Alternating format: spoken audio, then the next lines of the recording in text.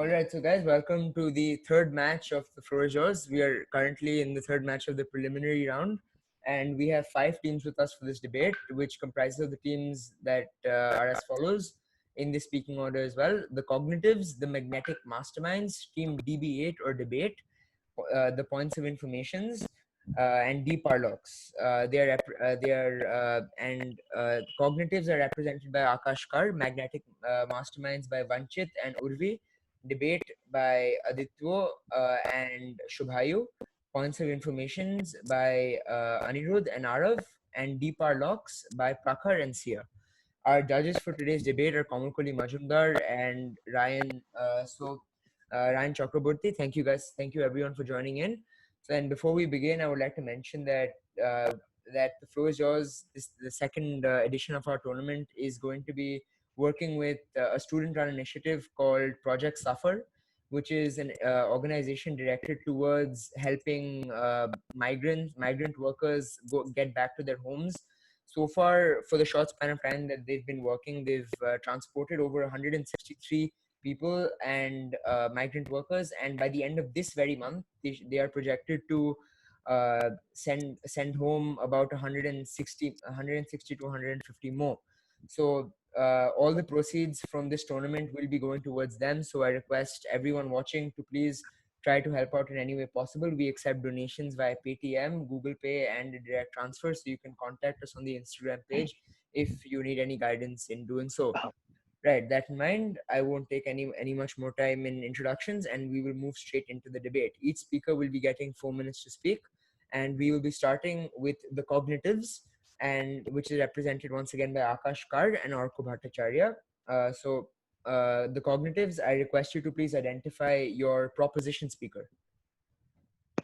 I am Akash Kaur and I am for the motion. Right.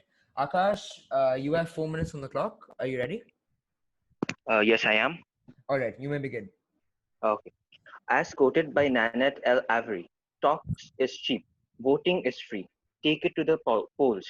I believe vote bank politics is ethical. This system, which was first mentioned in a research paper in 1955 by sociologist M.N. Srinivas, was to showcase the political influence exerted by a patron over a client later on, which became the basis for voting, which denoted the political unity of the country and its people. It also increases both the individual and collective bargaining power of the people. Democracy is a daily exercise involving numerous bargaining procedures between clients and the political class. Hence, when a particular group is aligned on the basis of a caste, sect, religion, or language, it is more likely to be able to fulfill its dreams and ambitions compared to that of a group or community which is not recognized as a vote bank. Like, for example, people with disabilities are not considered as a vote bank, although their numerical strength being 40 to 60 million as per World Bank reports. This shows that mere numerical strength doesn't matter unless a particular group is deemed as a vote bank. Taking the same argument further, had millions of these differently abled people been considered as vote banks, then political parties would have regarded them with much more prominence, which would in turn stress upon the disabilities rights issue, which we are at present struggling with. Similarly, women are not regarded as a vote bank due to which political parties have a preconceived notion that women don't vote as a group or community for a particular party due to which their votes are not deemed important. This clearly undermines the spirit of gender equality. It is often said that political parties try and cultivate vote banks for winning elections and carrying out their personal agendas. But in reality, that is not the case. Cultivating vote banks isn't under the control of a particular party or a political organization. It involves the collective belief of a community or a group on the workings of a particular political party. It shows their faith towards the party, which in turn enshrines the belief of, of them on the fact that in unity there is strength. In fact, its potential for cynical misuse should be deemed as an instrument which was deployed by citizens and not by the political parties or organizations involved. If used properly, it would provide aid in unifying our already diversified nation. Thank you. Right. Thank you, Akash. Would you like to carry on because you have a minute left, or shall we wrap up? No, I'm over. Fair enough. Thank you, Akash. We will now see what your teammate from the opposition has to say. Orko Bhattacharya, uh, Yes. right. You have 4 minutes on the clock. Are you ready? Yes, sir. Right. Well, sir, you may begin. Okay. Good morning to everyone. My name is Orko Bhattacharya, and today we have an interesting motion on the floor. Is vote bank politics ethical? Now, I personally strongly oppose the fact that it's ethical. Now, why do I think so? What is vote bank politics? If we search in Wikipedia, is the practice of creating a loyal block of voters from a single specific community to back a specific candidate. Now, what does the practice encourage the most? Divisive policies. Now, if we condense the matter to India, politicians gain most of their votes from vote bank politics. In India, people are divided on the basis of religion and caste because of vote bank politics. And this goes against the term we adopted in 1976 of the 42nd Amendment Act, secularity. Politicians can lure uneducated people with promises which might not even be true and win the elections without being represented by the entire population of the country. This goes against democracy. It leads to bad administration coming to power again and again. Also, it only serves short term goals for a very specific section of the society, which might be detrimental to the long term objectives of the people. Government has invested resources by surrendering to the reckless and illogical demands of certain sections of the society, which is called vote bank politics, providing short term oriented solutions just to please the ignorant public, with complete disregard to the long term development of the country. Vote banking has led the main issues being driven into the shadows. And you might ask, what do these issues include? Corruption, inflation, and women's security. Thus, to conclude my speech, I would like to say politicians are meant to empower the disempowered, but not totally discomfort the comforted. But in today's world, methods to exploit the prejudiced motions of masses have led to politicians forgetting their ultimate goal. Thank you. With that, thank you very much, Orko and Akash, both members of the Cognitives, keeping it short and to the point. And with that in mind, we will now see what your fellow debaters have to say. So we will first be taking questions towards the proposition member of this duo, which is Akash. Anyone with a question from the debaters can please voice themselves. Right. I Anirudh? have a I have a question. Yeah. question. Right. So we'll take Anirudh's question followed by Shubhayu. Mr. Proposition Speaker, you said that vote bank politics is necessary for a politician to come in power. Don't you think that he will only serve his vote bank and not the people who do not form his vote bank and ignore the beliefs and rights of those people? Sir, with all due respect, I guess it being in a vote bank, it would trigger unity among the people, and not at the, and that if a righteous uh, government arrives, it would benefit the whole of the nation and not only the vote bank, which this vote bank would help to bring about.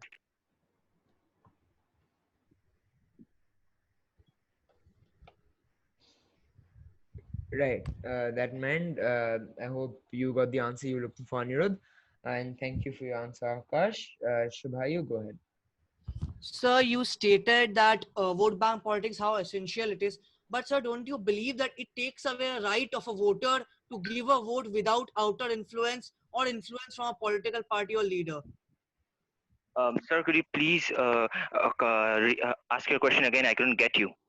Sir, you clearly said about the merits or of the vote bank politics, but don't you believe that vote bank politics takes away the right of a voter to vote without outer influence or influence from a political party? Vote bank solely depends upon the collective beliefs and the faith they have on the particular government or the political party they are supporting. So I don't think they it would harm them, or it would take away their right if they were to support the person whom they have faith on. And usually in a vote bank, everyone has a faith, has collective belief on a person who is deemed responsible and of uh, righteous values. So I guess it won't harm. It won't take the rights of a person if he is answering, if he is giving the vote according to his own will, which usually happens in vote banks. Right. Thank you, Akash, once again, and thank you. Thank you, Shubhai. I hope you found what you were looking for in that question. That in mind, I think we'll now move forward and go to the judges, Ryan and Kohli. If you have anything to ask these two speakers. Sorry, if you have anything to ask Akash. Ryan, do you have a question? Because I have one. No, you can go ahead. I don't. Go ahead, Kohli. Ask? Yeah, go ahead. Okay. So Akash, you talked about how vote bank politics is essential. So I just want to know how you demarcate between essential and ethical. Because today's motion reads that vote bank politics is ethical. So what is your demarcation between essential and ethical? I believe which is something which is essential is ethical, because if it is essential, it is regarded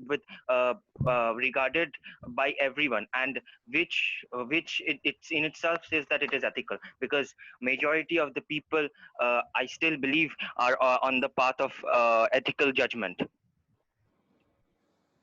So they would never support unethical means, which thus says that it is Right, ethical. right, This process right. is ethical. Fair enough. And before we move on to the questions towards his teammate Orko, I would like to point out to both all the speakers, that there is a 30-second cap on how long you can ask a question for, and a 1-minute cap on how long your answer can be.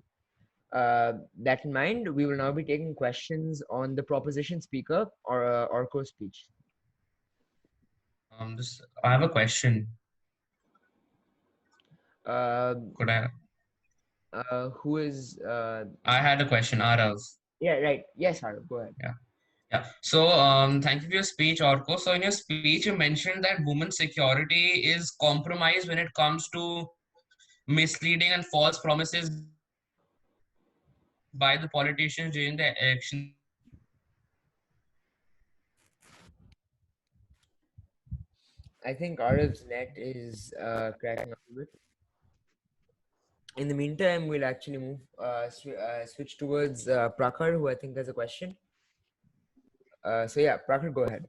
Thanks. So the speaker talked about how political parties accept demands from the voters, which are in a way illogical. But does the speaker believe that since demands come from age-old beliefs and morals, so does the speaker believe that attacking a voter's beliefs by a political party would be right, and by the speaker would be right, and saying that their demands are illogical? No, I never said that the demands are illogical, but there are certain sections of the society whose demands are not for the betterment of the country. They are the betterment of themselves, their businesses, and many other mediums that would help their promotion, not the promotion of the country. There are also many issues which are not that important compared to others. Like as I mentioned in my speech, women security, corruption, inflation, they are more important, which because of vote bank politics, which are getting overshadowed by these, I have said illogical, because illogical means that they are not beneficial for the country. They are beneficial for for certain sections of people. And when I say certain sections of people, I didn't mean only the lower class. They refer to people who are looking for themselves, not for the entire country. Thank you. Right, fair enough. Thank you, Orko. Very well structured, and thank you, Prakhar, as well. I hope you found what you're looking for in your question. That in mind, I think we'll move on towards. Oh no, Arav, you had your question. Your net Yeah, is I cut have out. a I got disconnected. So could I ask my question, please? Yeah. Please do. Please do. Yeah, so in your speech, you mentioned that women's security would be compromised once if the politicians make false promises to the people during election time. But don't you think if women join together in a united front and form a separate vote bank, don't you think their demands will be met and women's security will be improved once the politician is elected during the elections? In my speech, I meant to say that when a politician forms a vote politics bank, it most of the times it is because they want to fulfill the promises of certain types of people, and most of the times these are not for maintaining women's security. It is always, most of the times at least, it is for maintaining the benefits of some specific sections of society which is not the feminine section of the society. It is for either the poor who are uneducated, illiterate, because which who are easy to lure and get the votes, or the higher who are business people who want to get get themselves promoted by the politicians, because it's a really good medium to get themselves promoted to higher grounds. Thank you. Thank you, Orko, and thank you, Arav. I'm glad we could you could sort out your internet issues. That in mind, we'll move on to Ryan and Komarkoli now. Do you guys have any questions? I don't have a question. Yeah, I'll ask one. Right, go ahead, Ryan. Suppose you were contesting in an election, what kind of vote bank politics would you have done then? You have been criticizing completely any vote bank politics that can occur. So what would have been your strategy to win the election? In my opinion, vote bank politics, yes, it is, as I also mentioned in my speech and during the last part, it is for the empowering the disempowered, but not discomforting the comforted. Vote bank politics does not maintain that. Vote bank politics was started as a positive action, but along the times, prejudiced masses have been lured by corrupt politicians. That's why I think if I were a candidate, if I were to take the place of Modi ji or Donald Trump or anyone, then I would, of course, see the specific interests of some kind of people, but I won't forget the other sections of the society, because I am the head of the entire country or the entire nation, not a specific section of the society. I'm not a regional head. I'm the head of the country. Suryansh, are you entertaining questions from spectators? Yes, Ishan, we will be entertaining Right. questions from spectators. Could I However, ask a question to Arko? while I would like to hear your question, we've saved all questions from spectators to the very end. So I would request you please try to stick around and voice yourself. Okay. Right. Thank you, Ishan, for cooperating. Okay, can I announce one thing? Yes, go ahead, man. Yeah, please do not refer from a piece of paper and try to make eye contact with the camera or whatever is in front, because we will not look favorably upon people who are reading directly from a piece of paper. I will keep it in mind. Thank you. Yeah, I'll keep it in mind. Thank you.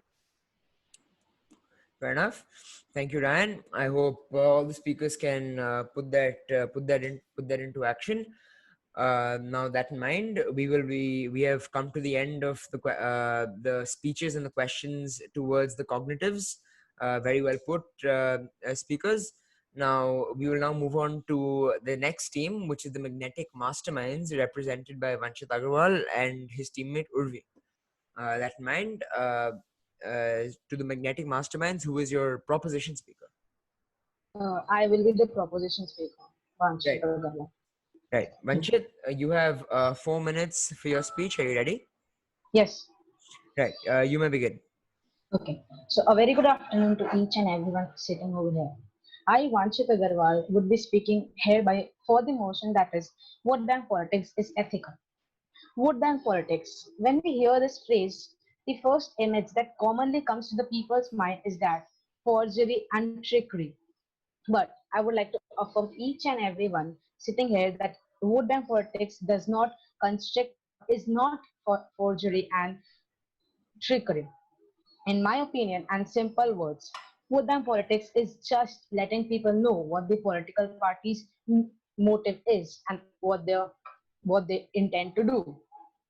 Now, let me tell the House that what do the common people think as vote bank politics?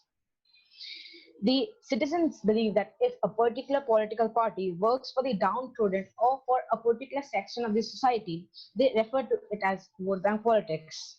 In layman language, they say he is doing this just in order to get the votes. But the fact is that they can't see the forest for the trees. It may be that the political party is doing this for their own intent, but they are neglecting the fact that they are helping the downtrodden and a particular section which is underprivileged and has not got equal chances and opportunities as others do get. Furthermore, elucidating as a why we must consider vote bank politics as ethical are. I must tell the House that the work of vote bank politics is very much similar to the marketing and sales department. What does the marketing and sales department do for the business? It basically creates demand and let people know what the business intends to do. And since marketing and sales department is a established department as and has been accepted by law, I must say that vote bank politics, being very similar to it, should also be accepted by the society. Ladies and gentlemen, we all must understand that if by vote bank politics the underprivileged get a hope, they get a hope to develop, they get a hope to rise. We are no one to stop their happiness. The underprivileged and the ostracized people, they are being supported by the political party, just even though for their personal intent, but still those are getting a hope to rise and shine. And an astounding fact is that in India itself, 8 crore people are officially below the poverty line, which sums up to the fact which is more than the population of Malaysia and Argentina together. So if this 8 crore population gets a hope and gets a chance to be happy just because of those political parties, I feel it's nowhere harm to allow vote bank politics and feel it to be ethical. Furthermore, someone great has said, everything is fair in love and war. And I believe that an election is nothing less than a war, where two or more political parties go head to head just to win the hearts of the people. And furthermore, the love of the political parties towards the citizens, which allow the citizens to vote for the political parties. And thus, an election containing both of these elements, love and war, and furthermore, vote bank politics not being an unfair mean but a very fair mean, should be accepted. When the people say that the political parties did vote bank politics with us and they did not fulfill the promises, they did not fulfill all the promises, they must understand that they are not the only people in the entire country. The particular leader has been chosen as the leader of the entire region and they need to go to each of them. So if a particular person from a Vanchit, particular wrap up. region, yes, so from a particular person from a particular region says that he isn't being getting what he does. It's just a established fact that is been proved that wants are unlimited and everlasting. And I must conclude by saying that in order to become the masters, the political parties pose as the servants. Thank you. Fair enough. A very well explained, elaborated speech, Vanchit. Thank you. And we will now move forward to your teammate Urvi. Uh, Urvi, are you with us? Yeah. Yeah. Urvi, you have 4 minutes on the clock. Are you ready? Just one second. Yeah. All right. Fair enough. Urvi, you have 4 minutes. The floor is yours. A very good afternoon to all of the people who are present here. Now, vote bank politics, people are saying that it is actually for the underprivileged people. It is for them for the betterment. It's fair and it's fair for the underprivileged people, and it is not possible to go to all the people and boons are unlimited and everything. But we are forgetting one part. Voting is done on the basis of caste, creed, and other such. It is not done on the points of on such bootless stations. If vote bank politics is actually applied, it diminishes the true spirit of voting, because it is done for the leader to take the responsibility of an entire nation as a whole. The underprivileged should get benefits and everything, but it should not be just to a particular section of the society or just to a selective electorate. It should be to the entire nation. because we don't know how many people in that underprivileged society are actually underprivileged and how many are not, how many are faking it just to be over there. And sometimes what happens, the government or the party in power, they, for example, in any union or any nation, 35% of the population is under the vote bank politics, or is getting the benefits of sufficient resources. They won't have a complaint, and they will automatically vote the party in power because they are getting the help.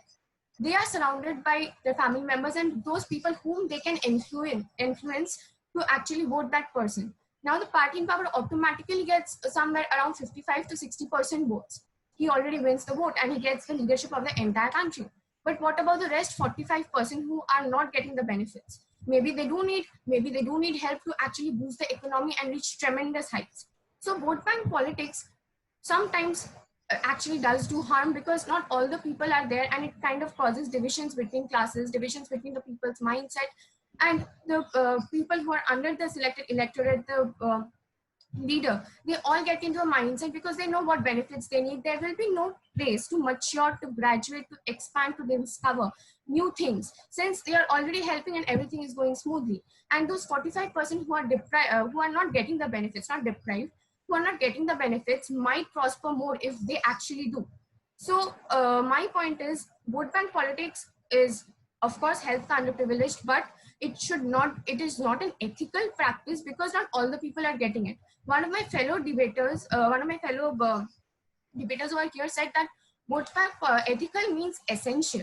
So now, how can it become essential when people in countries where people are like people are killing people or murdering people or actually are doing terrorism?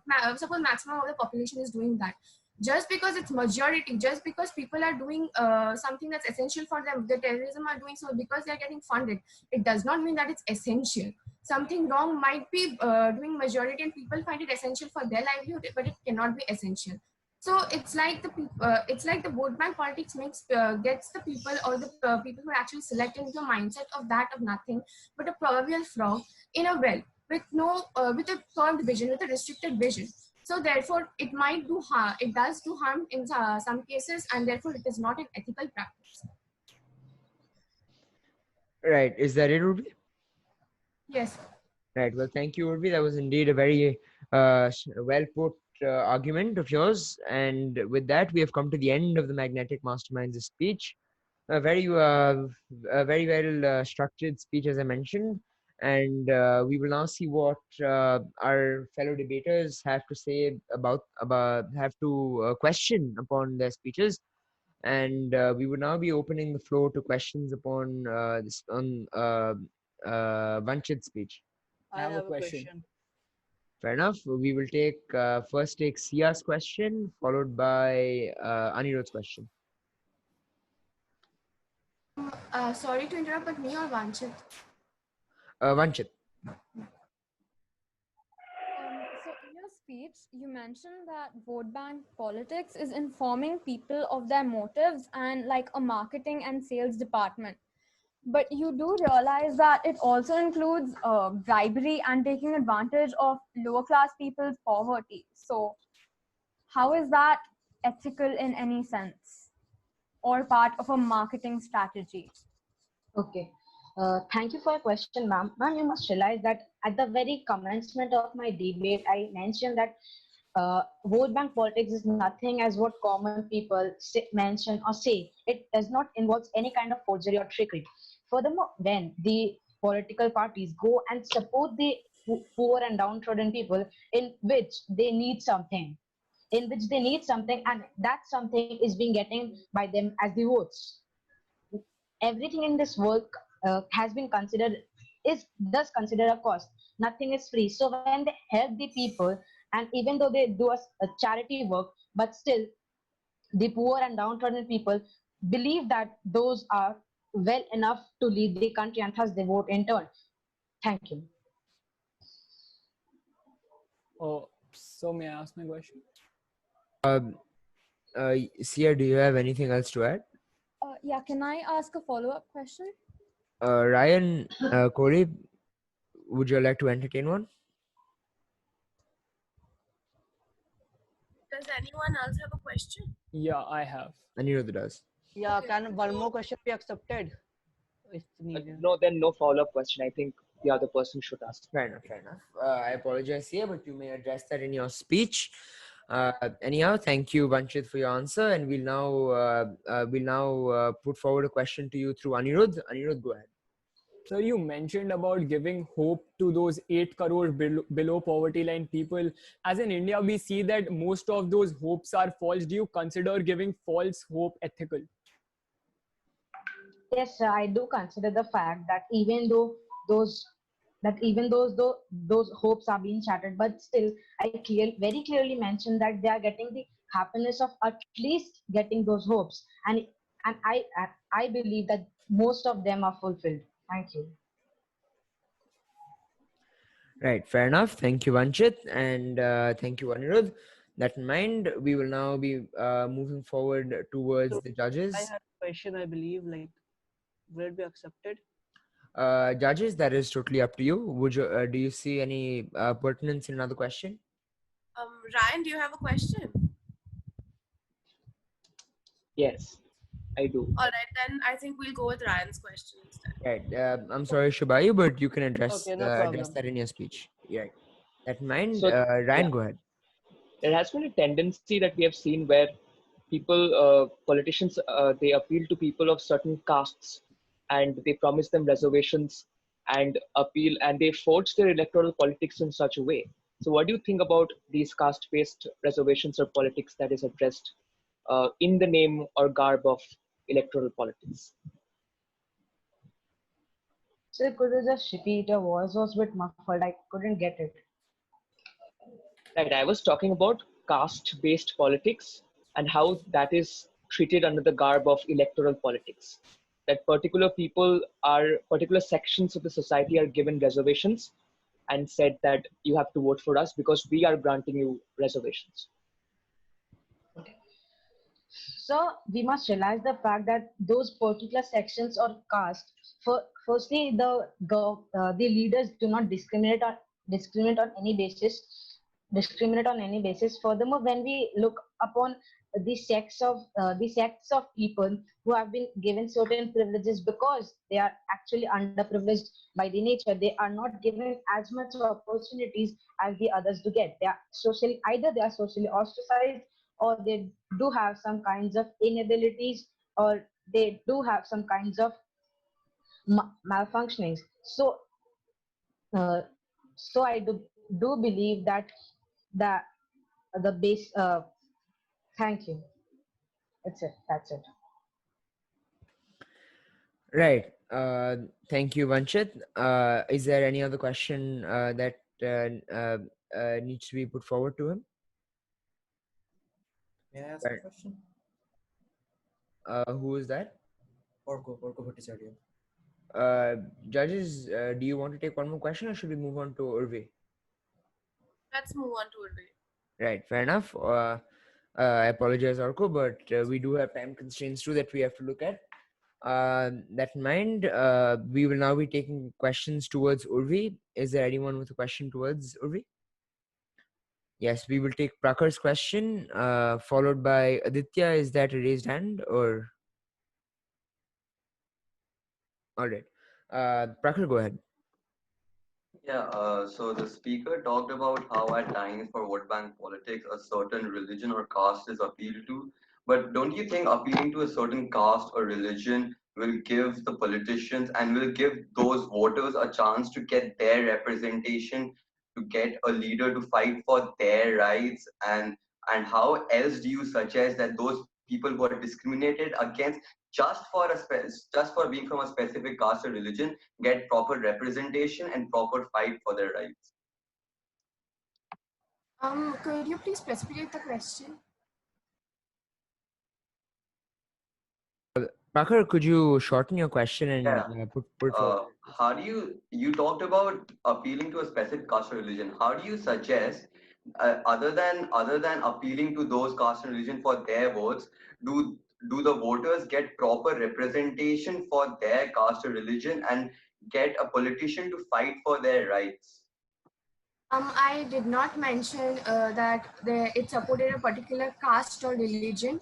I did not. I say that. I said that the political party supported an elected electorate, which consisted of the underprivileged people. The reason we are having the debate of the vote bank politics. Right, fair enough. Thank you, Urvi. Is there any other question towards Urvi? Akash, is that thumbs up a question? Yeah. Yeah, go ahead. Ma'am, with due respect, you said that it would undermine uh, the uh, caste, like the sects of the of India, which are not like the minor. It would undermine the minorities. But how do you explain the fact that the although the numerical strength of really disabled people are not that much, but are like sorry, their numerical strength is quite high, but they still aren't regarded as as proper voters, and their votes are not deemed important. How would this problem be solved if there weren't vote banks, if vote banks weren't ethical? You said India, and in my speech, I mentioned just suppose a particular nation whose population 35%. I use numerical of any particular nation. I did not use the numericals of India because it is pretty. I did not use the numericals of India. The one you asked the question included India. I did not use. I said a particular nation.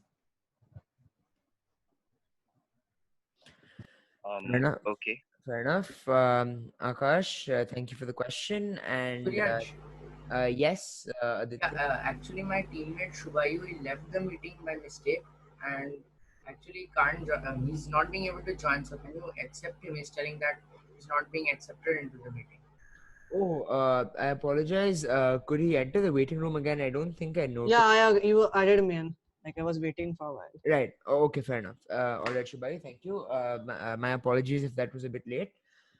So yeah, we'll now be moving forward to Komal Kohli and Ryan. Do either of you have any questions towards Urvi, or shall we move forward? Right, I see a nod from Ryan. Ryan doesn't have a question. Does Kohli have one? Fair enough. With that, we'll be moving forward with the third team of this debate, which is DB8 or debate, represented by Aditya and Shubhayu, who will be your proposition speaker. I am the proposition speaker. Fair enough. Aditya, you have 4 minutes on the clock like every other speaker. Would you like to begin? 1 second. Give me just 1 second. Fair enough.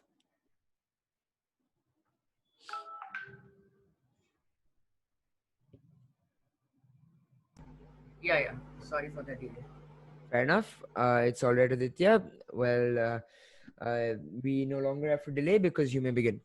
Okay. So good afternoon to all the people present over here. So I will not again explain what a vote bank is and where it was all started and all. I will directly come to the point. So when we say that how a vote bank, for example, it is a common thing that people think that vote banks do not actually help the country. They divide people on the basis of caste and all. So we must understand that when people say that parties who are favoring or parties start favoring only certain groups due to this vote bank procedure, so we must understand that if every group and community has a particular representative, has a particular person who is representing that community's needs, is it still a bad phenomenon? Because we have seen, for example, in India's electoral history, we have seen that balanced vote bank politics has provided both stable coalition governments in the past and strong oppositions, in which all the interests of every section, all the different sections of the society are represented. You must also understand that when a person, a political party leader, gains votes on the basis of vote banks after the elections, when he gets into power, the pressure of those vote banks that he has the responsibility of that particular section of people that keeps a pressure on him to keep the society on a track, and it keeps a check on the parties to prevent any wrongdoings on the party. When we say that, for example, we want a vote bank free democracy, so that is basically not possible, because in case of India, I'm talking for India. So basically, that is not possible because, for example, uh, India has a political system that has always had the concept of the universal adult franchise at heart of its foundation, and therefore political opinions will always be different and will converge around some specific viewpoints. In a heterogeneous and diverse country like India, it is bound to happen more so. So we must understand that over the years, when we see the what passed in the past, vote banking has helped the society, has helped the community. We must understand that it has contributed to the unity of nation. Because when we talk about unity, it is important that every class, every caste, every creed, every religion has its own space and liberty. And this process of the vote bank policy helps in that thing. For example, yeah, in our history only, even before the independence also, for example, the Muslim League was formed to ensure the representation of Muslims in independent India. So vote bank politics has always been comparatively, you can say, fruitful for the nation. One more thing, like some of the people have earlier also emphasized, vote bank politics, for that all the downtrodden population of India has gained the confidence to rise and stand against such atrocities that have been taken part against them. And some people also talked about that women security gets compromised due to vote bank policy. So we must understand that in case it has happened before also, if a party makes a woman as its most vote bank, like a woman centered vote bank, then it is bound to work for the upliftment of the woman. And we must understand that on the basis of, let's say, these uh, Aditya, vote wrap up. banks, yes, sir. The basis of vote banks, it is very decisive in ensuring the rights and progress of certain group. For example, Mayawati only became the face of backward classes, and she made sure that her vote banks, the Dalits, are given their due in the Union of India.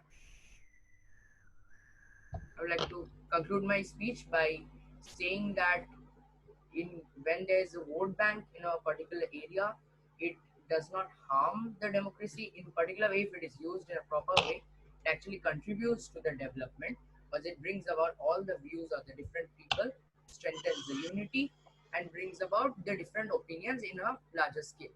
Helps in the upliftment of the people. Thank you, sir. Thanks to all. Right. Thank you, Aditya. Thank you for summing up. And now we will move on to your teammate, which is, I believe, Shubhayu. And we will see what he has to say from the opposition side of Yeah. it. Right. Shubhayu, are you ready? Uh, Start. Right. Go ahead. I would like to start my speech with a very statement from Mr. Shashi Tharoor. If there is anything as worse as uh, uh, taking of votes, it is vote bank politics. We need to understand what vote bank politics is. Vote bank politics is paid by leaders to get votes for giving false impressions. Let me take a commercial example. Two companies, company A and company B, try to sell the same product to a producer. Company uses all kinds of methods like false impression on the of the other company, false accusations, and making of telling the consumer that you are of my caste, we are of your region, you need to uplift our region. This is what basically vote bank politics is. We need to understand that vote bank politics has created divide between the people. Now let me take the example of the party AIMIM. The AIMIM is a Muslim party which clearly states that if you give us which is dependent on the Muslim majority votes. It clearly states in the party manifesto that if you give us votes, we will protect the lives of the Muslims. Is it what democracy is? This is what vote bank politics is. They are only cared about their vote. Vote bank politics works on various methods, bribing or many other methods. Let me remember the case of famous leader Jai Lalita. How she won elections? She won elections by giving free mixer grinders, free 1,000 rupees to people, by bribing people. This creates a outer force. This forces the people, the poverty people who are given money to give votes. This is not equality. Now we need to understand one more thing, which is equality between candidates, which is vote bank politics. When Amitabh Bachchan went to fight elections, he went to constituency only once and said, all people who like my movies, vote for me. The other candidate who worked hard for his votes was denied of votes by the people because of vote bank politics. Now, let me remind why Romila Thapar was banned from making any statements during the political, during 2010, 2000 previous elections, because she openly accused what vote bank politics is. Vote bank politics creates a divide on basis of religion, gender, creed. A very basic thing. Vote bank politics creates a negative impact on people. Like, for example, leader A is a Muslim leader. He would say another leader who is a Hindu leader, as a Hindu, you will not understand the policies, the basis of the Hindus or the Muslims. Please vote for me. This is what basically vote bank politics is. Now let me take another example of yeah, political parties change ideology on basis of policies. Now, first, if they fail to take majority politics, they will target the minorities. This is only about petty politics. Now, they play this appeasement politics for their own winning. They don't do for people's welfare. We need to understand, the people of India need to understand that vote bank politics, it doesn't work for your people's welfare. It's only to make, only for their own money making, for them to win the elections. Thank you. I would like to end my speech by Jai Hind. Jai Hind indeed, or Shubhayu. That was indeed a very impactful speech made by Shubhayu. Thank you for that. Really put a lot of spice into this debate, and we'll see what our fellow debaters have to say in your speech very shortly. We will start with questions on first your teammate Ditya's speech, and then move on to what our judges and our participants have to say to you. With that, I would like to open the floor towards questions towards the proposition member. We will start with Sia, followed by Orko. Sia, go ahead. So you mentioned that vote banks help in the unity of the nation, but don't vote banks also encourage hate crimes and riots? So how is that uniting people of the nation? Yeah. Ma'am, can repeat the last part? So you said that vote banks help in increasing the unity of the nation, but with so many hate crimes and riots being committed, vote bank politics, how do you justify that? Yeah. So we must understand that vote bank politics means the way the vote bank is, what a vote bank policy politics means. In that way, it is not a bad thing, which causes such riots and all, as you mentioned. For, like I told before also, in a vote bank politics, when I told that it provides in the unity, you must understand that when each small groups get their individual rights due to their representatives that they vote for, so different castes, creeds, religions, they get their own space and liberty. So when this constitutes as whole, you must understand that in a country as diverse as India, it is very important to have vote bank politics such as these to promote unity. Because if we take note of a single party will not be able to represent the manifestations and expectations of such a wide diverse population. And thus the riots you mentioned, those can be solved if different vote bank party, different leaders maintain the necessary procedures when they take note of these particular vote bank policy, vote banks that they take care of.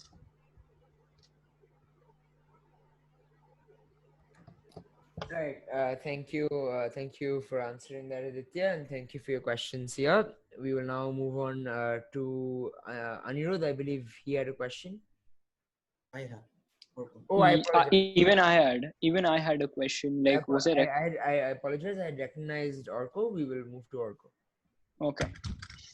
Okay, Mr. Proposition, sir, I saw how you clearly jabbed at me by saying how I said that women's security is compromised. And also you also said that vote bank politics is ethical if used by the correct people. But don't you think in the current scenario, most of the people are corrupted and they're using vote bank politics in their own use and they're not using it ethically. For example, women are getting raped every day, even in this lockdown situations, but they're not mentioned enough by the people, by the heads. In fact, Narendra Modi ji is meditating in Kedarnath to appeal to the Hindu population. But why woman getting raped is not being mentioned enough by them?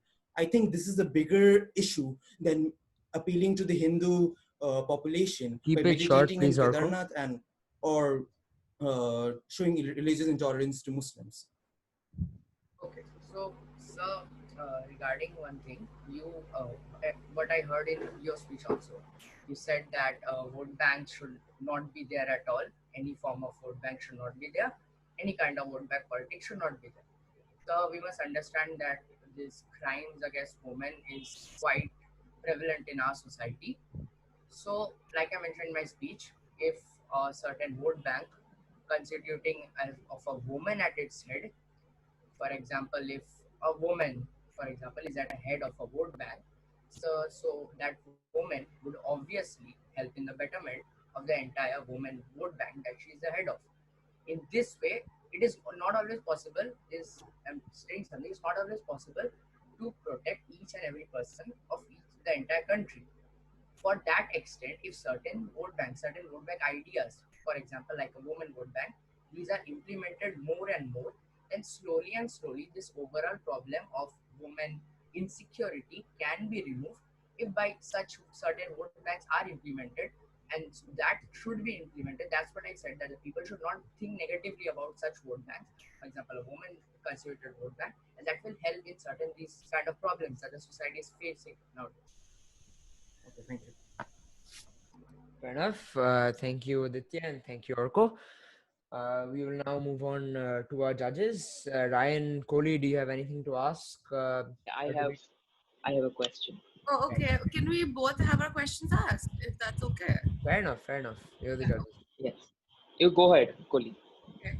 So, you said that you mentioned the Muslim League, and I just really want to know how you feel about the Muslim League being a uniting factor when it came to Bharat. Just explain that to me in like the 1 minute time that you have. Okay, ma'am. I told I did not mention the unity. In that scenario, I did not mention the unity. I mentioned that how it helped in the people, the Muslim people, in the upliftment of their rights. So you must understand that before the independence, that is during the 1940s, the Muslim League led by Muhammad Ali Jinnah repeatedly argued that the Congress essentially only represented the interests of the major Hindu community, according to them, and the people itself, and that the League itself, the Muslim League, was the only voice of the minority Muslims, and hence its demand for a separate homeland of Pakistan needed to be taken seriously. Okay, so basically, this is what happened because they believed, all the people, most of the people at that point of time, they believed that the current government that is being set up in India caters only to the interests of the Hindus and not to the interests of the Muslims. That was that minority Muslim, because at that point of time, the Muslims were comparatively a minority in our country. Uh, and in the elections, that the provincial assembly elections in the year 1946, voting that time took largely on the basis of communal Aditya, wrap lines. up. Yes, sir. Okay. Yeah. So the Muslim League's victory in the Muslim majority areas, right? In the areas where the Muslims were more majority, the League's victory also proved that they could assert the position of the sole spokesman of the Indian Muslims. So therefore, we can understand as far back in 1946, the vote banks. Fair enough. Yeah. Right. I think the judges understood your point. All right, Suryash, I want to ask a follow-up question, but it's just a yes or no. I just want his answer in yes or no. All right. Enough. So I've heard your answer, and all I want to know, just give me a yes or no answer. Do you know that whether it was the the provincial legislative assemblies, or whether it was the later interim government, every time Congress got the majority of the votes, which is why certain things like the day of mourning and the Black Day and all of these days were carried out by the Muslim League, because even mainstream Muslim voters voted for the Muslim leaders in the Congress. Did you know this or did you not? Just a yes or no. Yes, I knew this. So if you knew this, then how can you say that layman Muslims or the Muslim population of India voted for the Muslim League, and that's why Muslim League was a uniting factor in pre-independence India? Do you understand what I'm trying to tell you? Yeah, I understood. Ma'am, the Muslim, the Muslim League, the Muslim League I was speaking about, that particular Muslim League, that was regarding representation of the particular Muslim minorities that were under that bloc or under that league.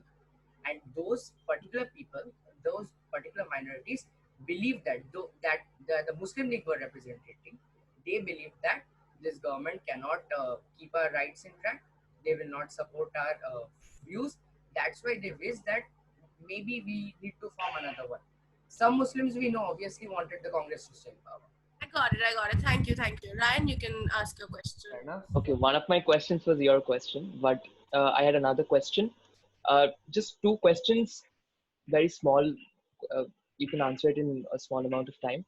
Which coalition governments have succeeded in India, and do you believe that coalition governments are a good alternative to a majority government? Because you mentioned in your speech that coalition governments are a very good sign of the correct usage of electoral politics. Yeah, 1 second. Can you give me just 1 second?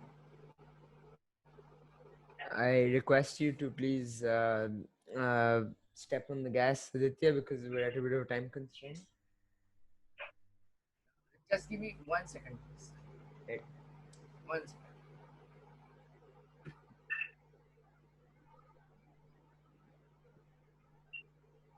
Yeah, 1 second.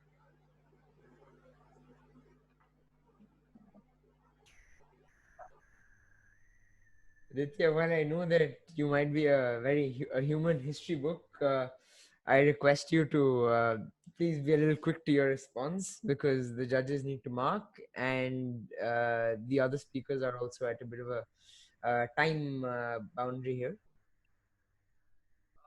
Okay. Would you like to respond to Ryan via the chat box, and we can share? Yeah, I think that would be because I can't. Can I do that? Yeah, we'll do that. Don't worry. Your answer. I have one thing. Can I found it. Sir. Do it now. You have 30 seconds. Go fast. Yeah. So, the India government governed India under government between the year 1998 to the year 2004. The India government that was in power followed up had the proceedings with a 24-party coalition, and the UPA one also had a similar assortment. Even the left. Sir, in that part, due to all these parties pitching together with different ideologies altogether at that point of time. So this is at that point of time, all the different parts were put in together. So this helped in the views of putting forward. As long as you didn't Google search it, it's fine. Yeah, it was in front of me. It's fine. Fair enough. What was in front and what wasn't is not something we are questioning here. Thank you for your question, Ryan, and thank you for the response, Aditya. We will now move on to the very impactful speech that was made earlier in the debate by Shubhayu Chakraborty, and we will now be taking questions upon his speech. We will start with Prakhar and move on to Vanchit. Prakhar, yeah. So the speaker gave an example of a company marketing their products. Let's talk about that example. If a specific electorate, if a specific group of people supports a company because it is gonna boost their region, it is gonna boost their brothers and sisters of the same caste or religion, don't you think this is boosting self-sustainment, and it will furthermore lead to the development of that region or the people living in that region? So do you not want people to progress and develop properly? So I believe you misunderstood my example. I was talking about two electoral candidates in comparison with two companies, but I'm coming with your answer. So what happens in current scenario is that when we have two electoral candidates, one electoral candidates maybe the Muslim constituency and a Muslim leader, tries to all kind of blame games, all kind of religious politics to take the vote into their custody or take the votes, attract the people to vote themselves.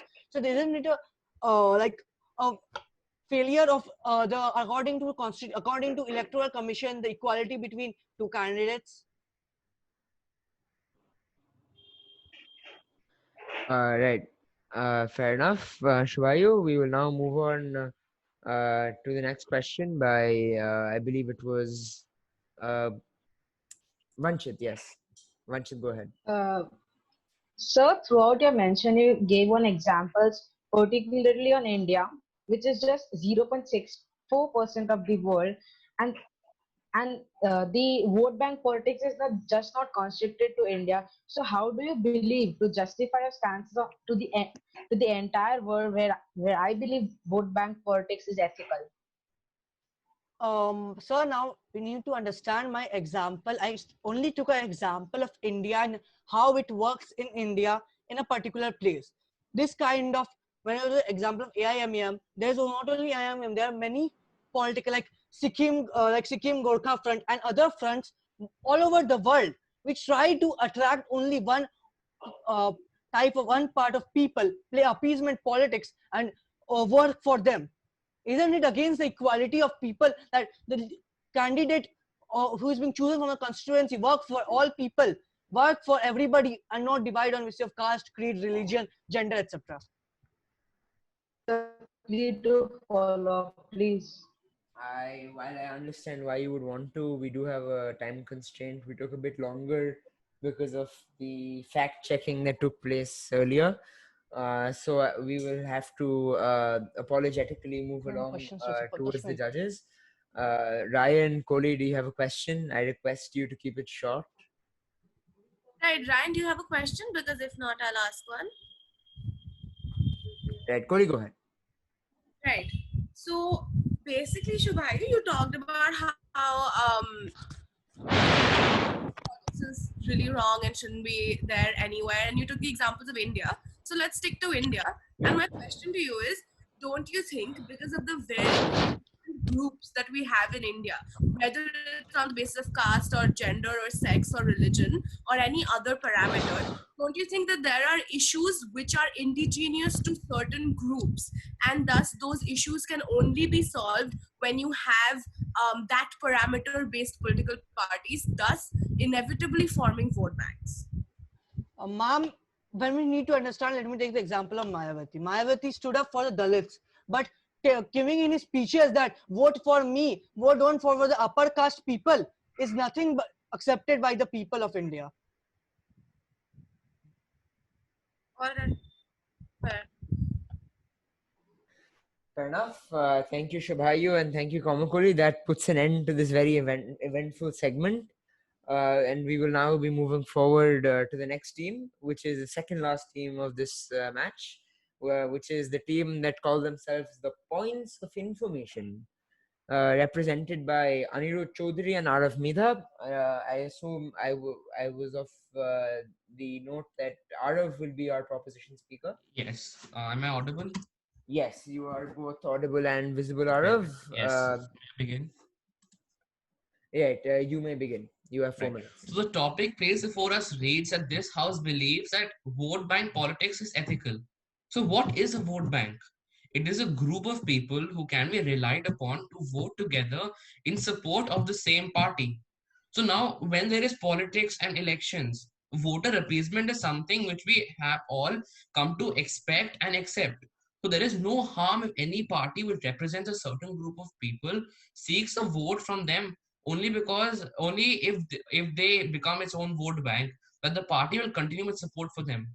A larger question, however, is that whether vote bank politics is bad in itself or whether its interpretation by parties is wrong.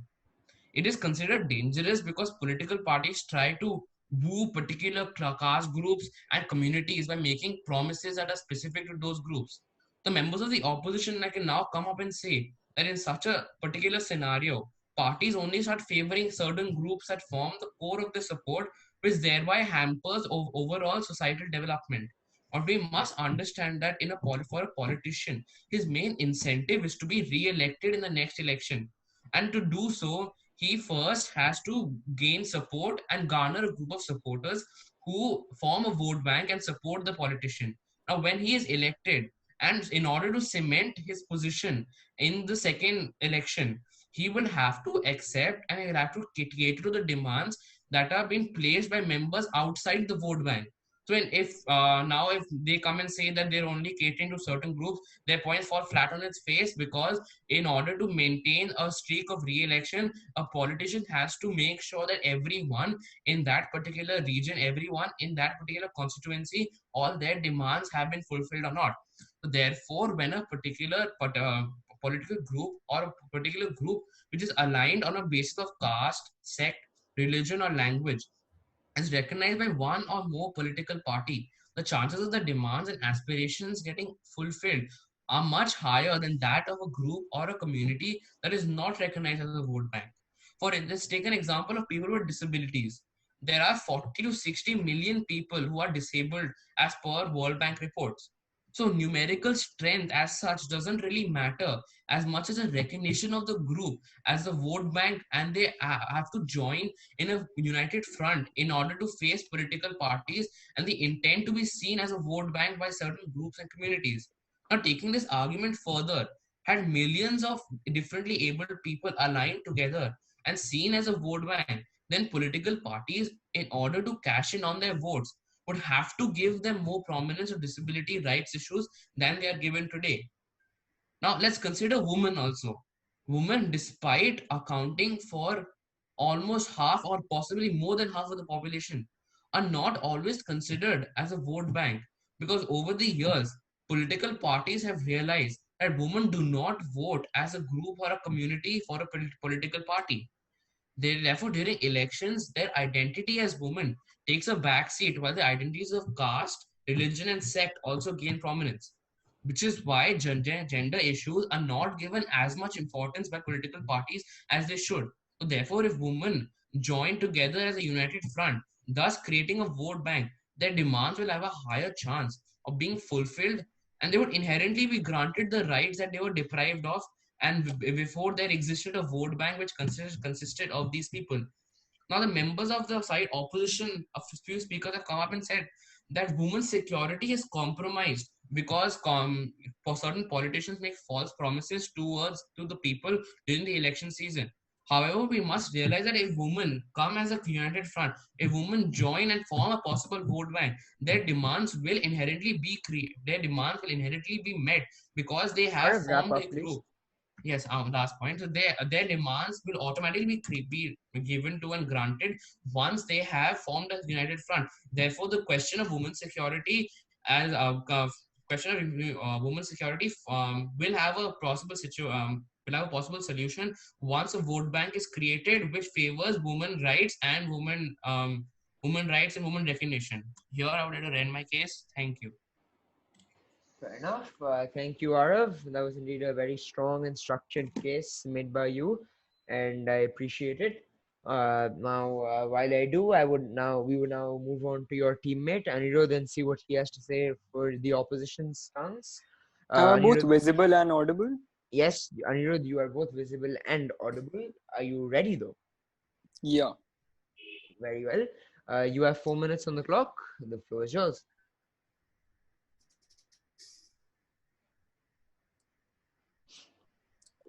Anirudh may have been ready. The motion placed before us today reads that vote bank policy. Yeah, Anirudh, go ahead. You're in. Okay, so I believe Anirudh's internet is a bit choppy. Okay. Am I audible now? Yes, Anirudh, you are back. Yeah, I hope your internet doesn't go away again. You may start your timer. Yeah. Go ahead. Yeah. So the topic placed before us today reads that the House believes vote bank politics is ethical, and as speaker against this motion, it is my utmost prerogative to prove to you how invalid and baseless the motion really is. Before moving into my constructive, I would like to negate the points made by the proposition speakers of other team. The proposition speakers of cognitive gave an example of a paradigm world where a righteous government will come and he will he will see to the demands of the people who do not form his vote bank. This does not happen in a country like India. A politician will only favor his vote bank and ignore the other people who do not give him vote when it comes to elections. And then he goes on to say that ethical and essential are the same thing. Ladies and gentlemen, please try to understand that something which is essential may not be ethical. For example, in a capitalist economy, bribery and corruption are essential for earning profits, but they aren't ethical. The proposition speaker of Magnetic Mastermind said that false hopes are ethical. I don't know where he gets his dictionary from, but he clearly got the meaning of ethical wrong. Then the proposition speaker of debate comes up and says that the working of the Muslim League is ethical. But doesn't he know that the Muslim League is which who proposed the idea of partition, which caused the loss of lives and huge amount of people were displaced? So I don't consider this to be ethical. And now I would like to jump on to my constructives. Vote bank politics has come down to a point where politicians appease the public just before elections and make fake promises. The promises remain mere promises till the end of the tenure and no good comes out of it. There is no development, there is no growth of the country. It has become sheerly a method of conning the common people. Out of the many famous fake promises that have been made, I would like to cite two of them. The one of which is Vijay Mallya will be back in India, but we see him chilling in London with his air hostess girlfriend. And the other is we'll see Robert Vadra in jail, and we see him having spending an extravagant life with his in-laws. Then vote banks are divided on the basis of castes and religions. This can spark off or invoke regional and casteist prejudices or stigmas among the people of the nation. This greatly impacts the unity of the people and brotherhood. For example, Yogi Adityanath, ladies and gentlemen, is explicitly prejudiced against Muslims.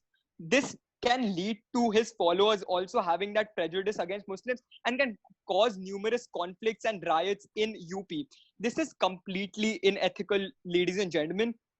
One of the main reasons vote bank politics stand against the morals of democracy is that politicians only cater to their vote banks and ignore the other people who do not form their vote banks.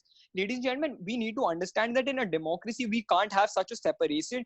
A civil servant needs to supply to the demands of all the people that are there in its jurisdiction, and that is not happening when we come to the concept of vote bank politics. And due to vote bank politics, ladies and gentlemen, what happens is how the fact that how vote bank is formed. First of all, a group of people like the ideology of the politician, and that happens quite seldom in a country like India. So what happens mostly in India is that politicians give out favors to a certain set of people so that they vote for that politician. For that, this leads to corruption and bribery, and then the BJP government asked the RBI to give 3,000 crores of liquid cash. We know where all I this need to goes. wrap up. Yeah. Lastly, people become blind to the work of their political parties. It is given that who they will vote. For example, the Hindus will vote for BJP, the Dalits will vote for the BSP. There are a list of examples of consequences of vote bank politics. For example, exploitation of Biharis and UPites in Mumbai, the Gujarat riots. I can keep on going on. So I think I've proved my point that vote bank politics is completely unethical. I'm very proud to oppose. Fair enough. Thank you. Thank you for your speech, and the very well put, very wholehearted speech, I must add. And with that, we will now be taking questions upon towards the points of information and see how much information our debaters can actually get out of them. And with that, we would request those wanting to put forward questions towards Arav, the proposition speaker, do voice yourselves. Yes, Urvi, followed by Aditya. Thank you. Sir, you mentioned that parties give promise. Acha, before the question, so can there be two parts to the question? I would advise you against it, but if it's very necessary, sure. Okay. Will the judges allow it? I'm just asking. Then I will ask. She wants to ask a twofold question. Ryan, would you be in favor of it or would you ask her against it?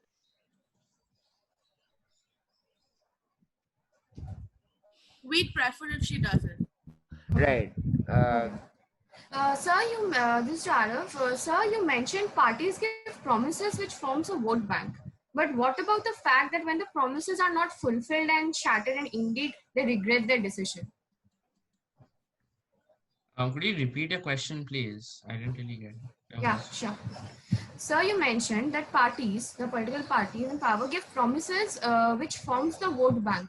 But what about the time when these promises are not fulfilled and shattered, and they ultimately regret it at the end? So, Yes, so you need to understand that there will be isolated examples in every situation. Everyone cannot follow a particular guideline. Everyone cannot be pious at heart. Everyone cannot be 100% transparent while they are taking part in an election. Of course, there will be people who do not follow a particular guideline, a particular rule while elections are going on, and those people are not who we are concentrating on today. We are deciding if vote banks are ethical or not. We are not saying that what if promises are broken, we will what is to be done with that. I think I've answered the question. Fair enough. Thank you, Arav, and thank you, Urvi. With that, we will take one more question, which was from Aditya. So go ahead. Yes, so for example, like in a country in India, where the vote banks are mainly divided on the basis of caste, religion, and language or the place of living. So, how do you think that in such a country, disability kind of vote bank, where the major people, the group of the disabled people, would be able to put up their rights when mainly these kinds of are prevalent in the society? Yeah, there will be members of different castes and religions who have formed a vote bank. But we need to understand that people who are disabled are people as well.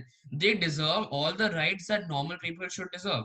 Right. So, because considering the large number of people who are mentally or physically disabled in our country, there should be a proper vote bank. There should be a united front for these disabled people to put up their pleas and demands in front of political parties so that they can accept these demands and make changes which will benefit them as well as the entire country in due course of time.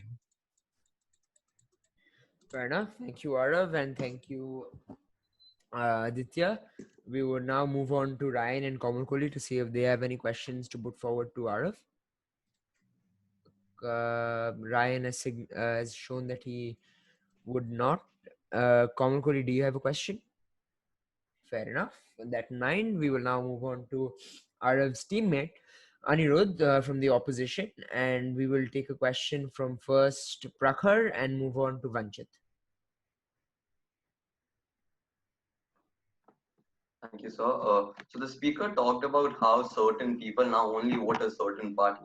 So as the speaker also mentioned that it is because of their caste or religion. So don't you think that it is good for those people to vote people who at least raise their issues once in a while in the parliament and also vote on legislations based on the concerns of those communities and their beliefs instead of voting to parties who completely deny their beliefs or do not even raise issues that concern that religion or caste even once. Okay. So on one hand, you have your perspective, which is their rights and beliefs are put forward in the legislative. But on the other hand, I proposed another perspective to this, which is they believe and they create a mindset which the leaders ask them to create. For example, I gave the Yogi Adityanath example. He is prejudiced against the Muslims, so his followers also are prejudiced against the Muslim, and that can lead to conflicts and riots. So this is quite unethical in a democracy like India. Right, fair enough. Thank you, Anirudh, and thank you, Prakhar, for your question. Uh, that in mind, we'll move to Vanchit. Your question. So, throughout your speech, at several points, you mentioned that the the righteous government, or once a particular party comes into power, he completely neglects the vote banks which did not vote in favor of the particular political party. So, but how do you justify that I'm giving an example of India itself. How do you justify Modi taking several development plans in Mumbai, which isn't a vote bank, which isn't Modi's vote bank, has taken several development initiatives and has taken Okay. several development plans in Mumbai itself. Thank you, sir. So how do I justify Modi's several development plans in Mumbai? The reason why Modi took these development plans in Mumbai is because the BJP government had a conflict with Shiv Sena. They had to resolve that conflict is the reason why Modi took that developments in Mumbai, and it is not because he has a vote bank over there. It is also for the ulterior motive to have that coalition formed for future power, because it is a human tendency to have the urge for being in power, ladies and gentlemen. Fair enough. A very strong statement to conclude the questionings from the participants on So, the points of information team. so, Yes, Aditya? so can by any chance can another question be recognized?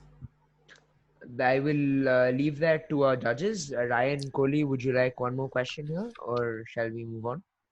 I Sir, don't can I have a ask one question. question? Or no, Ryan and Kohli, do you have a question?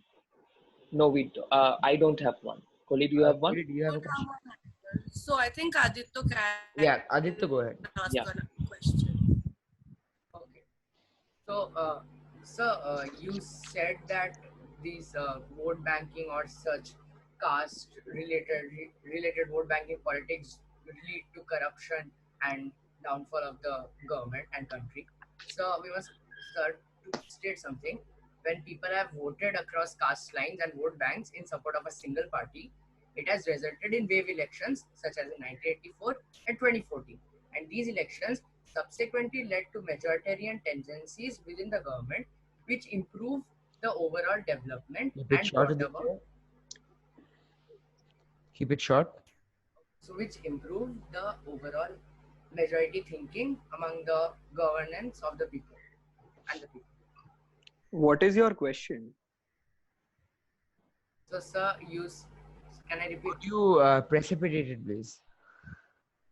Sir, you said that vote banking does not brings about corruption and all, does not help the development of country. But when vote banking and voting was done in the basis of caste lines in 1984 and 2014, it led to majoritarian tendencies within the government. So, sir, how do you Sir, justify your point? okay, how do I justify my point? The BJP government asked RBI for 3,000 crore liquid cash, which was there in its deposits. That 3,000 crores was to give bribes to their vote bank so that they vote for them. So this leads to corruption and um, exploitation of the country's economy.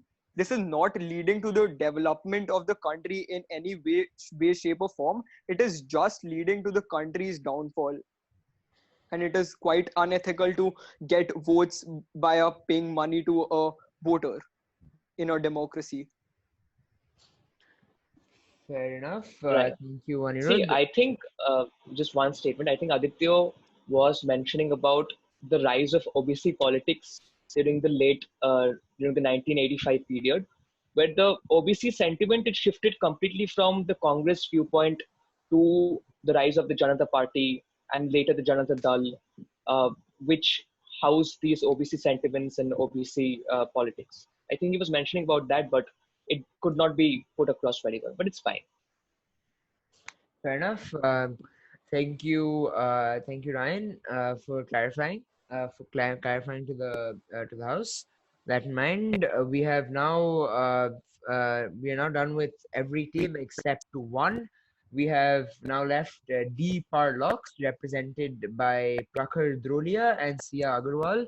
I request you to please identify your proposition speaker. Yeah, I'll be the proposition speaker. Right. Well, Prakhar, for the next 4 minutes, you will wrap up the entire proposition stance. Are you ready? You may begin. The ballot is stronger than the bullet. I suppose every one of us has heard this statement from Abraham Lincoln. And now I would like to say that my name is Prakhar Rolia, and I today believe that yes, vote bank politics is ethical.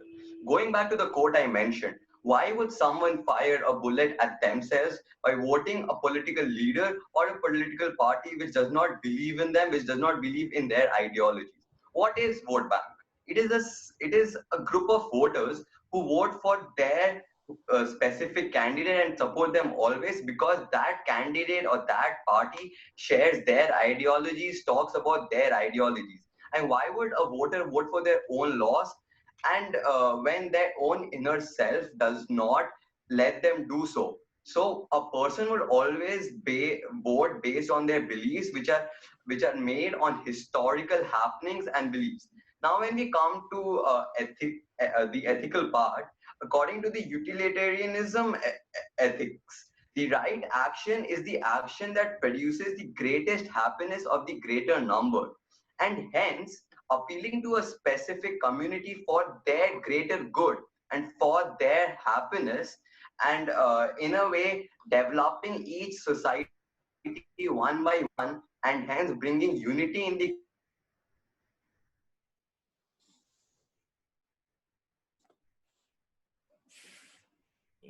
country and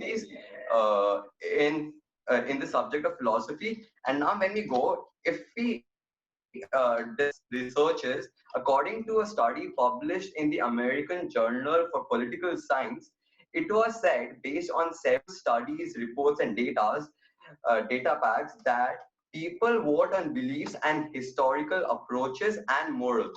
Now we come to the part where we about a democracy is by the people and for the people, and this is what it is. And so to represent the people, it is very important for a person to stand up for them. Let us talk about Martin whole life he devoted for asking for equal rights for people. And the main people who supported him were the people who faced that negative equality each and every day and believed in what he believed as well. And that was his vote bank. And he represented his people in every way he did today. Was that they only took the perspective, looked at the negative sides that happened. Then no one looked at the positives from the opposition. And I am very saddened by this. Now, this is not a case about perspective, but about the how ethical vote bank politics is in. So now we come to one more thing, that is by the Constitution of India. There are seats reserved for special castes and gender. This is the whole basis. If a specific number, specific electorate is represented by same caste, religion, or gender, then what happens is that they get better representation. The person argue, and is for the greater good and necessary, and hence due to the importance of this, I believe it leads to what is known as greater good and what is known as development, and hence it is ethical because it is being done in the right way. Now, what I would like to come that what I would like to talk about is what people haven't answered today. They haven't answered the important questions such as what are the alternatives to this? How can people get more representation? People defended such questions.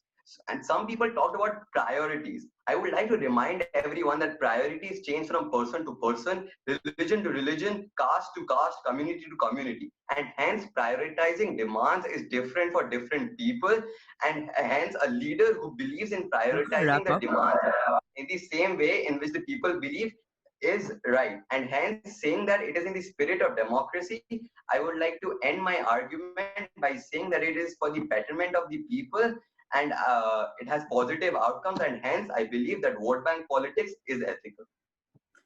Fair enough. A very strong case put forward by Prakhar to conclude the speeches for the proposition. Thank you, Prakhar. And we will now move on to the very final speech of this debate, which will be put forward by Sia, who will be wrapping up the speeches for the opposition. Sia, are you with us and ready? Right. Sia, you have you have 4 minutes on the clock. The floor is yours. So, vote bank politics feeds on appeasement, erodes institutional values, and exploits religious sentiments. So, no, I don't believe that vote bank politics is ethical. Political parties bribe lower classes in order to get more votes. Voters see elections as a transaction. What they are basically asking is, what am I getting in return for voting for you? This goes against the fundamental principle of democratic voting, which is that voting is not a transaction. Without taking into consideration if others might get harmed, people from vote banks are allowed to do whatever they want. People vote for those associated with a certain religion or caste instead of their credentials. This also means that people or thugs with pending rape or murder cases rise in power, while actual capable Indians refuse to enter politics due to its criminality. India being an already India is already a diverse country, but vote bank politics only divides people in their views more while not actually benefiting anyone except the politicians themselves. Parties make empty promises to secure votes. As for giving people hopes, what use is it when only short term solutions are given to make people think that something is being done? In reality, this only hinders the economy and progress of the country in the long term, making this a fight between good economics and good politics. To do good for people, you don't need to divide them. Being a secular country means that all religions get equal opportunity. But with parties favoring certain groups, others get neglected. This goes against the very essence of secularism, and an already fractured society is further fragmented. Now, isn't the job of a politician to give people their rights? Why do you need vote banks to fight for your rights? Why do women or disabled people need to form vote banks in order to get the basic necessities of a democracy?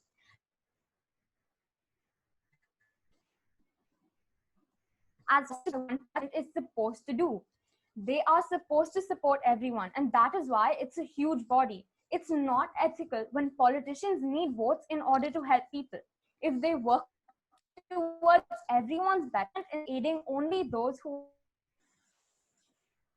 help them, and that will be one size fits all. Vote bank politics, real problems like poverty, hunger, gender, and sexuality rights are ignored. With bribery, corruption, greed, and criminals, I don't think it can get any more unethical than this. Thank you. Well, that was Sia. You have about a minute more remaining. Would you like to continue, or shall we wrap up? No, I'm done. All right, fair enough. Thank you, Sia, and that wraps it up for both the proposition and the opposition. Thank you, Deepar Locks. That was indeed a very strong case put forward, made forward by both of you. And with that, we will now be seeing what our your fellow debaters have to question on your speeches. We will start with Prakhar, the final proposition speaker's speech. We will take a question from Shubhayu. I have a question. I have a question. We'll take Shubhayu I and Anirudh because neither of them have asked many questions yet. Shall I start? Yes. Like so, sir, you completely stated that how vote bank politics, like minorities get, like they get representation. But sir, don't you believe that vote bank politics is used to favorize one sect or favorize one community and take one community, taking the responsibilities of one community over the other communities, and not a equality between the development of all communities? Prakhar, did you get that? The last part was very unclear. Can you Right. repeat I'll it? just clarify that. He asked you,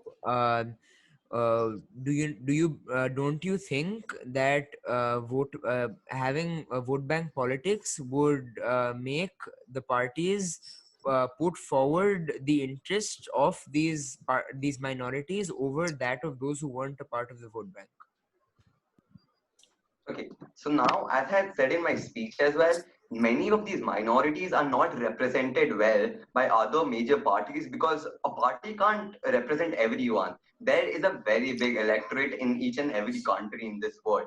And hence, when these parties together come together in the parliament and discuss issues and raise the significant questions, they get proper representation, and that is in the spirit of democracy, and that is what unites the whole country and leads to the development of the whole country and each and every community and person.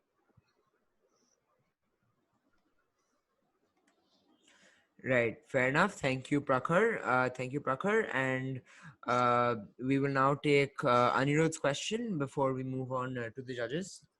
Yeah. So you mentioned that vote bank politics represents people's beliefs, but don't you think, sir, people vote for a particular party just because their beliefs are aligned with the political party's beliefs? That is not necessary. They may vote for a political party just because the political party is bribing them. So bribing is a whole different scenario, and it is still in the hands of the voters. Okay, so and when the voter is voting, that means there is still something else also attracting them, because they would not vote year over year for just 1,000 rupees or one bottle of alcohol in 5 years, sir. 5 years is a very big time, sir. Try surviving 5 years on 1,000 rupees that you received in an election, and then you will understand what the whole thing is, sir. Fair enough. A very strong statement put forward by Prakhar to defend the proposition. So thank you, Prakhar, and we will now move forward to the judges to see if there is any other holes that they would like to question Prakhar upon on his speech. Seeing as there are no more, we will now move on to Sia's speech, the Speaker of the Opposition, and we will take a question from all those. Can there be room for one extra question for Prakhar? I will leave that upon Ryan and Kole. Ryan, Kole, do you think we can take one more question towards Prakhar? Yeah, let her ask. Fair enough. We go ahead. Prakhar, can you please demarcate, because previously even the previous debater said, you said a citizen would vote for someone who does not believe in him.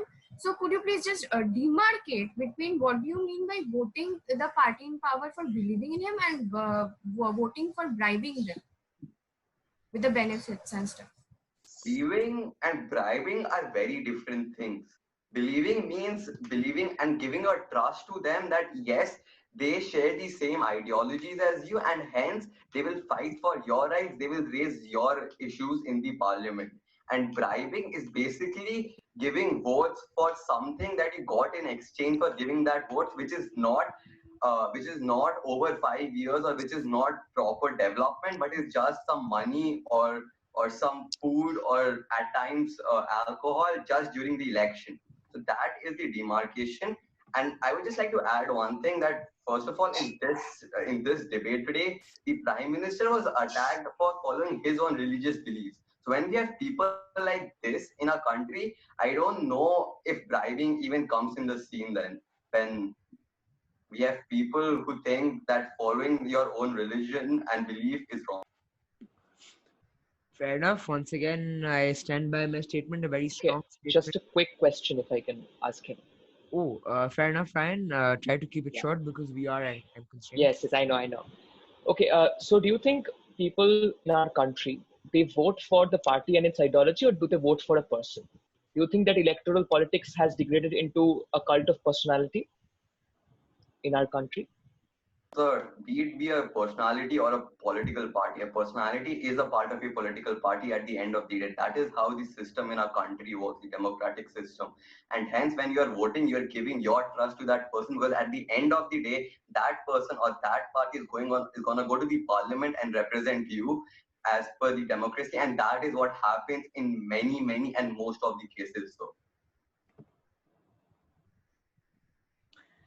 Well, like I said in my previously, again, a very good way to end the proposition's case, and we will now again finally move to Sia's speech.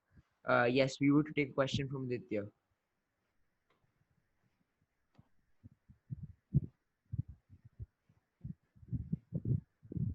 Aditya, your question followed by Vanchit, and that will be all.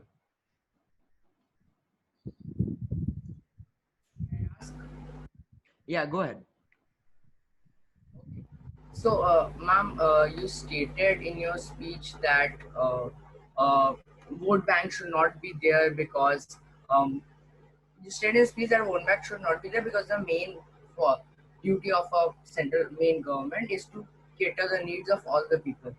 Ma'am, you must understand that the political state system present in India has people of all different political influence that always coalesce with each other and converge around specific viewpoints.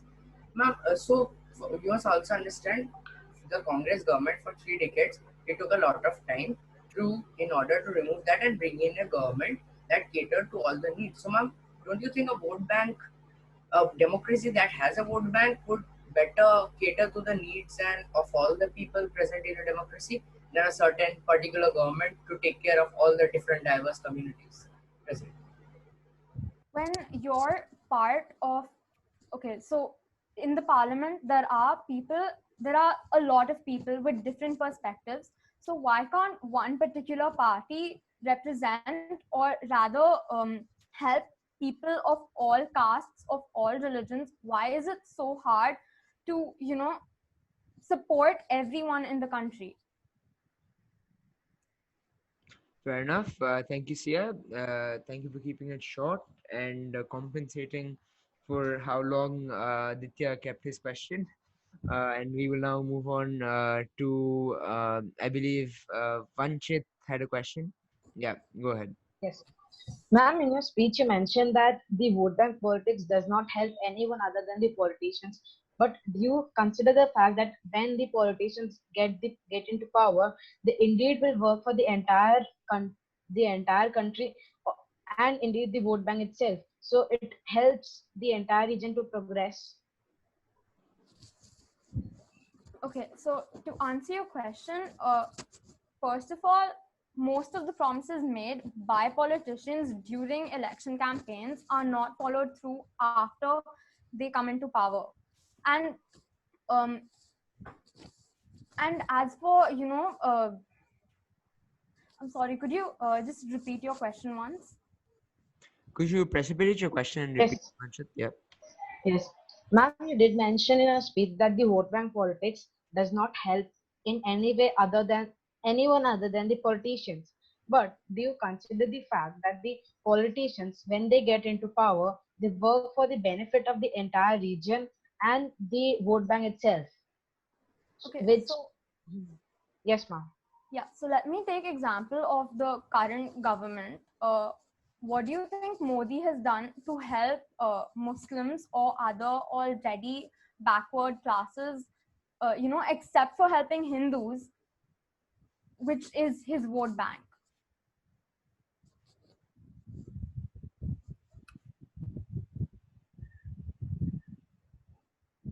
Fair enough. Thank you, Sia. And that wraps it up for the participants segment. Time to ask questions in this debate. Thank you, everyone. And we will now end it off with the judges before we move on to our spectators. Right. Suryansh, I have a question. Yeah, it's for Sia, I assume. Yeah. Yeah, go ahead. Right. So, Sia, you talked about how vote banks are not needed and the government should be protecting the rights of all people, right? So, my question to you is, do you not think that vote banks act as interest groups, which then bring in the pressure and the lobbying needed to get certain laws or certain laws and other things passed, considering the fact that there is only a set amount of time that the parliament sits together and there is only a set amount of time that the government operates. So there is a preference of laws. So don't you think that the importance of this vote banks is to serve as interest groups? So when governments, or rather when parties will take into account the needs and their vote banks wants, isn't it somewhat like pampering a child? So the vote bank gets what they want, and then their wants keep on increasing along with their greed, and this ultimately results in extremely irresponsible desires that will eventually hinder the entire country's growth. Thank you, Sia. And that wraps it up for all the parts of this debate. And to end it all off, we've had a few spectators with us coming in and out. So we will now open the floor to our spectators in case they might have any questions. So we'll wait for a few seconds. If there is anyone with a question, you may voice yourselves. Oh, are they being marked? I don't think so, but it's only to give a chance to our viewers to Okay. express themselves. Okay. Uh, right. There is, I think, Rohan Krisha who has raised his hand to ask a question. Rohan, you may turn on your camera and mic and voice yourself. Yep. Am I audible? Yes, you are, Rohan. Yeah. So my question is towards Arav. So in this speech, he mentioned that a politician who has won the election for the first time will do whatever they need to secure the votes who haven't voted for them, so he can cement his position for the next election. So don't you think that if he has already secured 50% or more or has established a majority in the first election, he will be able to do so without again like catering to the vote banks who haven't voted for him? Right. So in your speech, in your question, you've asked me that since they already have majority, why cater the needs again? But you need to understand there is something called a conscience, where every politician will try his level best to cater to the needs of a particular community or of the region he is selected in, of other in the region which he is elected in.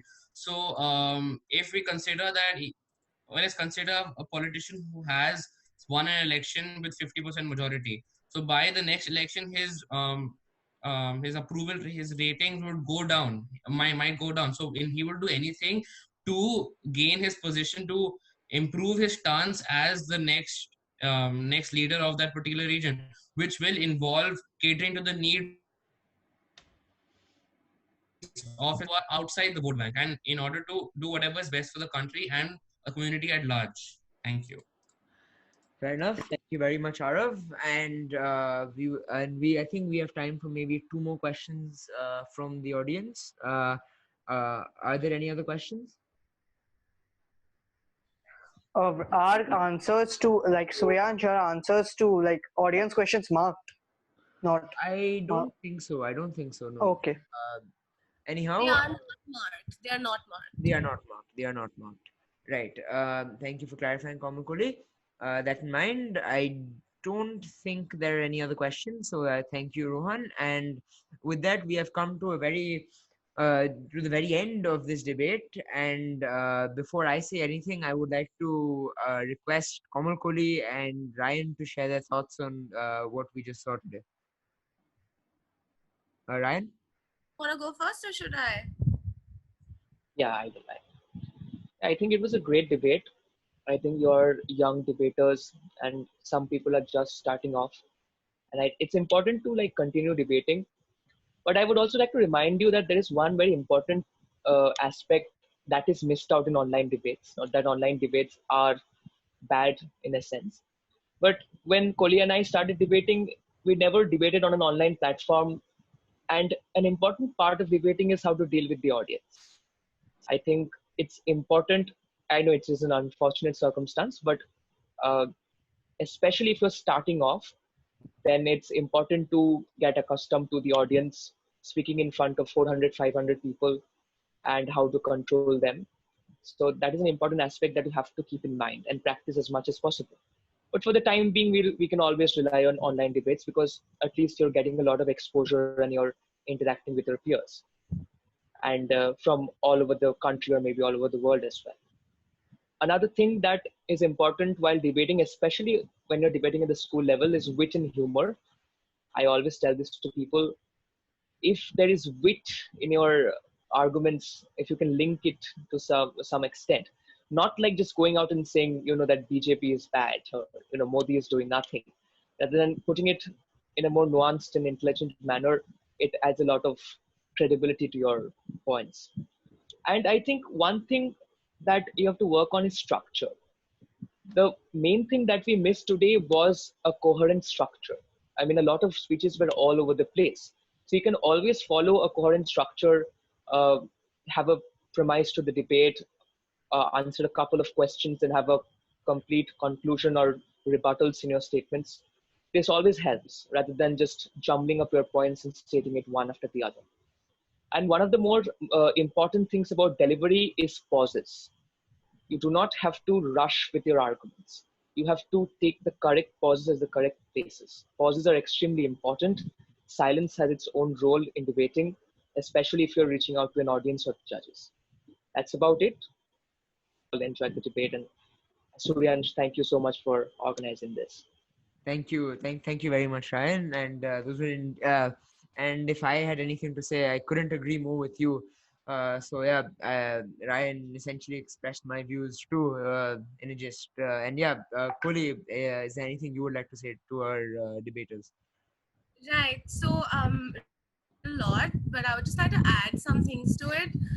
Because Ryan and I have been debating for a while now, and like watching young people debate is really, really nice.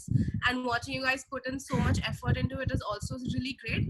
However, certain things that like I wrote down during the course of this was that firstly, when you state facts and when you use those facts to prove your argument, please make sure correct, because being somebody who loves history, the whole Muslim League scenario just really stayed in my brain, because the Muslim League was not supported by mainstream Muslims. In fact, after you answered Adito, I thought my facts were wrong and I went back and rechecked.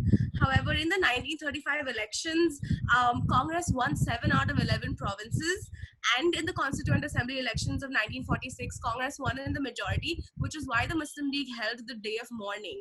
And they said that they will not be part of this voting and they want to be the only people who represent Muslims, which is how this vote bank led to the tearing apart of Bharat. That's just for your information because it just really stuck with me. Apart from that, like I said, do not use wrong examples. It will simply just bring down your argument.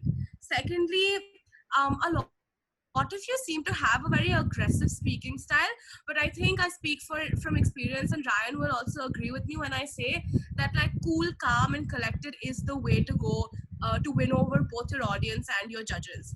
Like tone down the aggression. You don't have to be super fast. Like Ryan said, pauses are super important. Thirdly, when you ask questions, please make sure those questions are short and sweet. Do not give a speech in the place of your question, because that will literally just, you will confuse the person you're asking the question to, and your judges will no longer listen to you, because you're not, that is not a time for you to give speech. Ask a simple question, 30-second tops, and that's it. And when you answer, please answer on your feet. Don't think. I think I saw somebody like looking at their laptop and trying to figure out an answer. In a traditional debate format, which Ryan and I are used to, there is no such thing. You walk up to the podium without any kind of paper, without any kind of laptop, and you say what comes to your brain. And that is how it should be, even when you're debating at home. So try not to use the gadgets around you for like immediate recollection of facts or figures or something like that. And lastly, when it comes to content, remember to always justify or prove if you're inside proposition, or disprove whatever the crux of the argument is. Today should have been about how vote bank politics is ethical or not ethical. Rather, we got how it's efficient or how it's better, but we didn't get ethical from most of the speeches. And lastly, if you don't know an answer to something, evade the answer. Don't say something wrong. Smartly evade, but don't give your judges wrong facts. Apart from that, I think for the age group that you guys are in, you guys are really, really good. I really enjoyed this debate. Huge props to Suryansh for like organizing this, taking time, keeping up with everyone and everything. So I had a great experience. I think Ryan will now announce the top 2 qualifying teams. Right. Thank you, Kohli. Ryan, yeah, the 2 qualifying teams, and then Kohli will move forward with our best speaker. Right. So the first team to qualify is okay. The last 2 teams qualified, right, Kohli? Yeah. So points of information, Deeparlocks qualified. Well, And we have a congratulations. huge round of applause. Yeah, congratulations to both Deep Arlocks and Points of Information. In my capacity, I couldn't agree more. Before we end, we do have one more award to give out, which is the best speaker, and we will go head over to Komukoli to see who that is. Right. So I just want to say before I announce the name, Ryan and I were extremely impressed considering the age of the speaker. The best speaker award for today goes to Prakhar. Congratulations, Prakhar. I mean, not only do I have to, but I do agree that it was indeed a very good speech made by Prakhar as well, and he did substantiate quite well. Anyhow, congratulations to both teams. Congratulations, Prakhar. I wish both of you success in the later rounds, and best of luck. And to the rest of the speakers who didn't make it through, like I've mentioned in essentially all of the debates, I would be a more of a broken record player here, but it's applied at all times. It's something, as a matter of fact, one of Ryan's friends, Ishan, really taught me. One it's that one debate doesn't really define who you are as a debater, but it only helps you. It only acts as a stepping stone to the next one. And me personally, I too have gone for multiple debates, and that lesson has really served very well, has been served very well to me. And I do hope it helps you in any way, shape, or form possible. So there will be many more debates here. It may not be in this tournament for you, but there will be more debates here on The Floor is Yours. There will be more debates held by multiple other places. So I do encourage you to take part here and there. But before we end, I would also like to mention once again for the last time that once again this tournament is in association with Project Suffer, and a student-led initiative that is working for migrant workers and is helping them get to their place of homes. We are all here debating multiple prevalent topics of the day, and we are attempting to come to some form of consensus over it. However, Project Suffer is on the ground level working towards helping these people get to the comfort of their own homes. And on an informal note, before we conclude, something we have been doing for our past debates on this tournament, we take a poll on whether the motion proposed has been carried or not. So I encourage all spectators and viewers to vote to find out conclusively whether the motion has been carried or not. And we will wait for about a minute to let all the votes come in. We have about 30 votes here to come in. We have about 15 already. Right. We have one more vote to go, and yes, that conclusively settles it with a one vote difference. Like in all other debates, the opposition has won this debate, and congratulations there too in that respect. So yeah, anyhow, that brings us to the end of this debate. Thank you all for joining in, and I have nothing else left to say, but that's what that was, and we'll see you on the next one.